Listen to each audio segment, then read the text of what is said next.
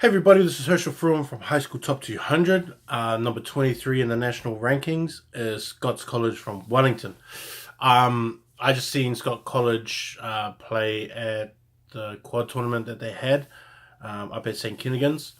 Um, they were playing Lindisfarne, which was, I think, good for me because then I got to see where a lot of their strengths come from and things like that. I got to see where how dominant their players can be and what they can do when it's sort of like free flowing rugby. Um, with Scots, um, Jalen Tuapola is obviously an amazing player. Jalen's probably, to me, a New Zealand secondary school player. Maybe on the wing, I think maybe a better position for him. He's not tall, but he is really stocky, and he's got a lot of power in it too, with like his quick footwork and things like that too. So that's always going to be a plus for him. It was good seeing him play uh, against a team like Lindisfarne because you could really see what he had sort of in his arsenal kind of thing, and what he could provide in opportunities like that kind of stuff. And it was good because he had a guy like they got this Tongan kid Sione Halahilo. Oh, Hala Halalilo. Yeah. Sione Halalilo is the second five year 11, second five year 11 Tongan that they have. And he's a big kid. I thought he was year 13. He's a really big kid, really explosive, kind of raw, like not really. Sometimes it doesn't look like he was too conscious of what was really going on, but gave it when and he kind of actually he did the good thing. He kept his game simple. He never hesitated. So like it's kind of like if he didn't know what to do, he was just going to take the ball and smash. And if he didn't know what to do and he got the ball and he had time, he was just going to pass it. He wasn't faking. He wasn't sidestepping on the spot or anything like that. He was pretty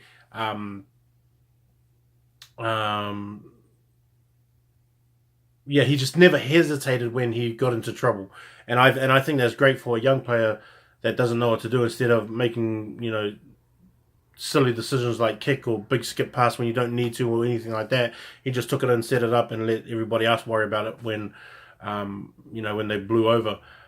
But Sione was there, and then Jalen got it from him, and he always got a lot of good ball from him, and then he always had Roderick Solo come through and join up with that. And so it was really cool to see the way that Jalen and Roderick worked, because him and Roderick are both really pacey kind of players, playing at speed, heaps of footwork. And it's funny when you watch them because they don't really, it's like they know how to play alongside each other because they weren't running into each other's lanes and they weren't cutting each other off or anything like that. And then when they would make a break and move down the field, Jalen wasn't cutting in, or like Roderick wasn't cutting in either, or running into his lanes or getting too close where they spread everything out, but then kept up the pace of how the break was going. And so it was cool seeing stuff like that. They had Ethan Webster Nonu is there as well, and it was good to see sort of him get into the game as well. They have a first five who's a year 11. I think his name is Oren. It's I've never seen his name like not that Herschel's like a great common name, but I think it's Oren, where it's Oraayn Kalolo, and he's actually from Brisbane. I think his dad is originally from Wellington, but they live in Brisbane now, and so the son's come back to Scots to play here in New Zealand, and I'm glad that he's come here because he's such a talented player, and we get to see such a talented kid like that.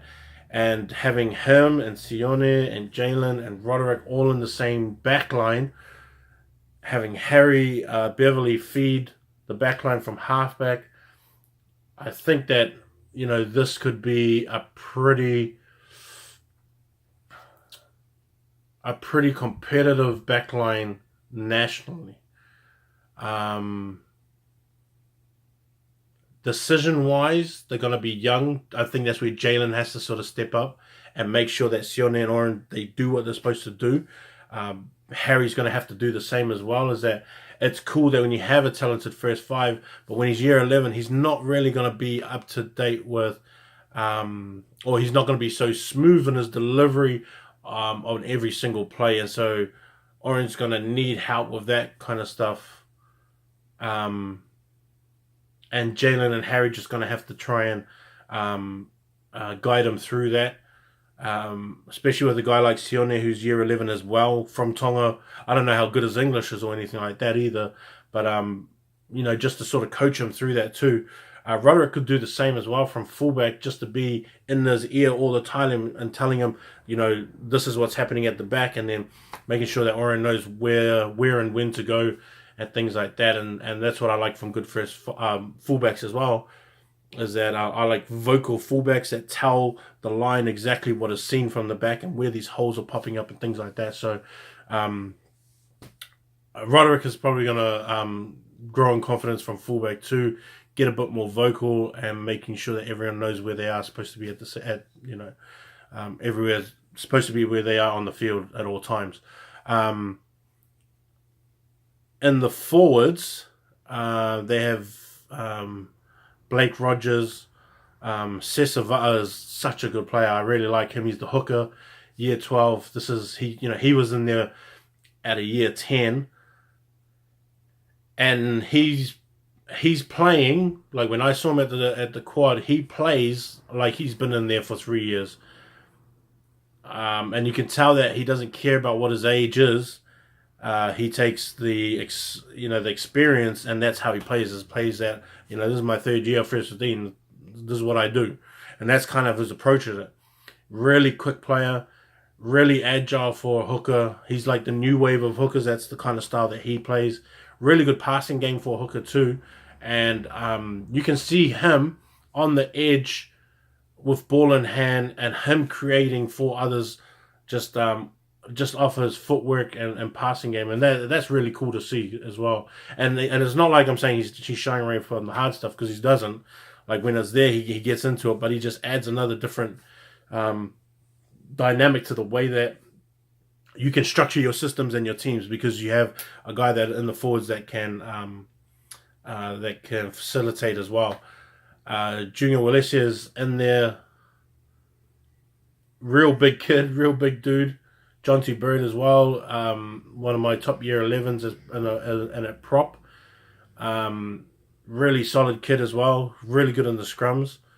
Ezekiel was a kid that I thought was Ezekiel Fiesel.